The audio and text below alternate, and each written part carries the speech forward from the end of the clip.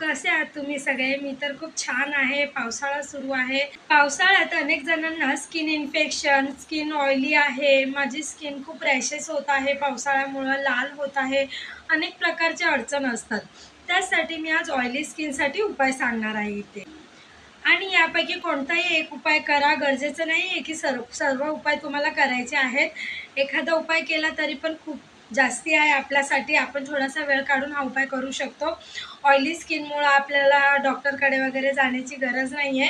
घरच्या पद्धतीने पावसाळ्यात जशी ऑइली स्किन होतात, घरच्या रेमेडीजने आपण नॉर्मली आपली स्किन छान टवटवीत करू शकतो। ऑइली स्किन पासून सुटका हवी आहे तर त्यासाठी पूर्ण व्हिडिओ पहा। तुम्ही हा उपाय नक्की करून पाहणार, मला हे नक्की माहित आहे, कारण की हा जो उपाय आहे खूपच सोपे उपाय आहेत आणि तुम्हाला लगेच चेहऱ्यावर फरकही जाणवेल। नक्की ट्राय करा। चला तर मग आपण आपल्या व्हिडिओला सुरुवात करूया।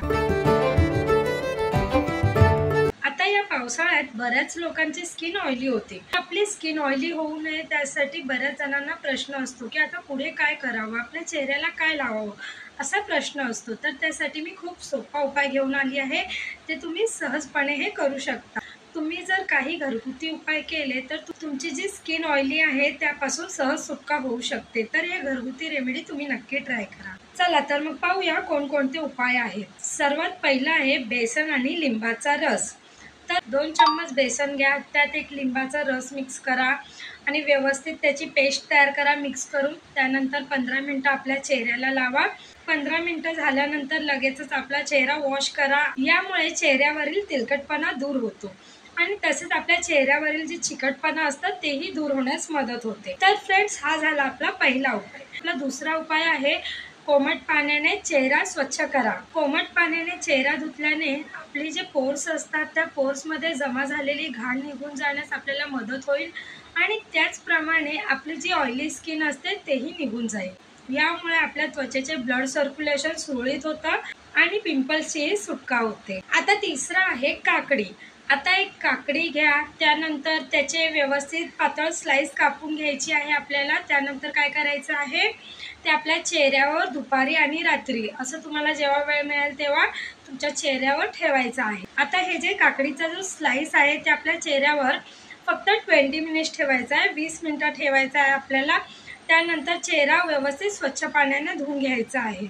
आता ही जी काकडी आहे ती आपल्या चेहऱ्यावरील तेलकटपणा दूर करतेच, तसेच आपल्या चेहऱ्यात थंडही ठेवायला मदत करते। पावसाळ्यात ऑइली स्किनमुळे त्वचेला जी खाज येते ना, तेही जाण्यासाठी मदत होतं। आता चौथा उपाय आहे मुलतानी माती आणि गुलाब पाणी। तर फ्रेंड्स, 1 चमचा तुम्ही मुलतानी माती घ्या, 2 चमचे गुलाब पाणी व्यवस्थित एकत्र करा आणि फक्त 20 मिनिटं तुमच्या चेहऱ्यावर लावून ठेवायचं आहे। हे जे मिश्रण लावल्यानंतर व्यवस्थित 20 मिनिटं हे मिश्रण लावून ठेवायचं आहे। त्यानंतर आपल्याला हलक्या कोमट पाण्याने आपला चेहरा स्वच्छ धुवून घ्यायचा आहे। तर यामुळे काय होतं, तर आपल्या चेहऱ्यावरील जे पिंपल्स आहेत, काळे डाग आहेत, जे ॲक्ने आहेत, तसेच तुमची स्किन जर ऑइली असेल, जर जास्ती ड्राय असेल तर ते सर्व नाहीसे होण्यास मदत होते। म्हणजेच या समस्येपासून आपल्याला सुटका होते। आता सर्वात शेवटचं आहे मध आणि साखर। आता इथे 2 चम्मच मध घ्यायचा आहे आणि 1 चम्मच साखर घ्यायचा आहे।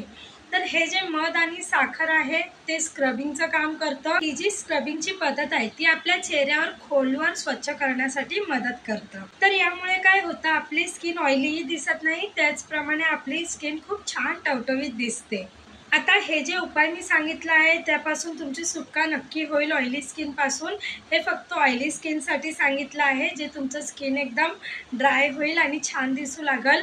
पावसाळ्यात बऱ्याच जणांना या समस्या असतात, माझी खूप ऑइली स्किन झाली आहे, त्यामुळे आपल्या वेगवेगळे पिंपल्स येतात, वेगवेगळे काही स्किन इन्फेक्शन होतात, रॅशेस येतात। त्यामुळे हे तुम्ही रेमेडीज करून पहा। तर फ्रेंड्स, तुम्हाला ऑइली स्किन पासून सुटका हवी आहे तर त्यापासून हे उपाय तुम्ही नक्की करून बघा। आणि जर तुम्हाला ही माझी रेमेडी आवडली असेल तर लाईक करा, सबस्क्राईब करा माझ्या चॅनलला, तसेच इंस्टावरही फॉलो करायला विसरू नका। पाहत रहा इझी लाईफ विथ श्वेता। चला तर मग आपण भेटूया पुढील व्हिडिओमध्ये नवीन विषयासह। थँक्यू।